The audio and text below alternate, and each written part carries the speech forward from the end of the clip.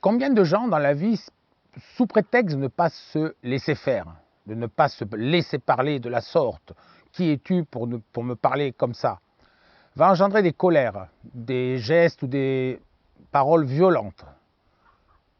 Être doux est souvent comparé à de la faiblesse, pire de la peur. Quand on est adolescent, on est souvent en colère et c'est normal parce qu'il faut rompre avec le schéma parental. Il faut rompre avec les croyances de la famille pour construire ses propres valeurs.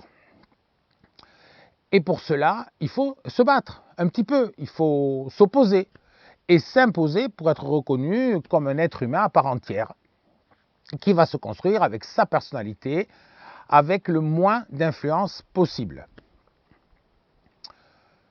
Au début, une action est souvent violente parce qu'on passe un peu en force, parce qu'on apprend, c'est le début d'un apprentissage, mais au fur et à mesure, le geste, le comportement qui va gagner en expérience et les aspérités du début vont s'amoindrir, vont tendance à s'évanouir.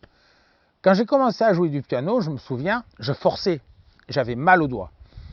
À la fin d'un long morceau, c'était vraiment pénible. Mais au fur et à mesure que je le travaillais, mes doigts glissaient de plus en plus facilement sur le clavier sans aucun effort.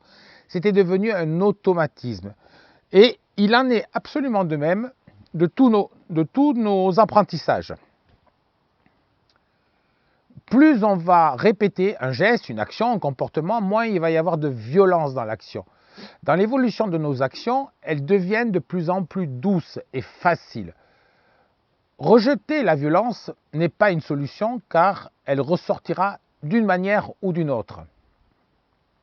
Par contre, la faire évoluer dans une notion de plus en plus fine, je dirais de plus en plus sophistiquée, me semble un bon calcul, car vivre dans la violence, c'est juste une manière un peu grossière, brutale de vivre. Et celui qui l'exprime, c'est la première à en subir les conséquences. Car la colère va nous créer des tensions dans toutes nos cellules, dans toute notre biologie. Et ces tensions vont se manifester par des inflammations, donc par des douleurs. La douceur est juste une manière d'être à la vie. Comment on va se comporter avec nous-mêmes et avec les autres.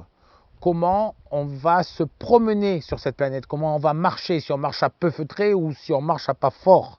Si on raffine nos actions physiques, nos actions verbales, nos actions mentales, tout notre corps va devenir l'image de nos comportements et fonctionner avec le moins de friction possible, sans obstacle, et donc sans colère, et donc sans inflammation, et donc sans problème biologique, vous me voyez venir, et donc avec le moins possible de maladies, ou avec très peu de maladies, ou alors des petites maladies passagères qui sont là pour faire passer des étapes.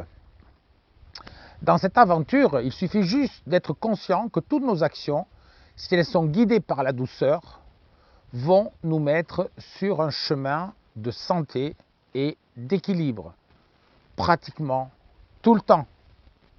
Je vous remercie.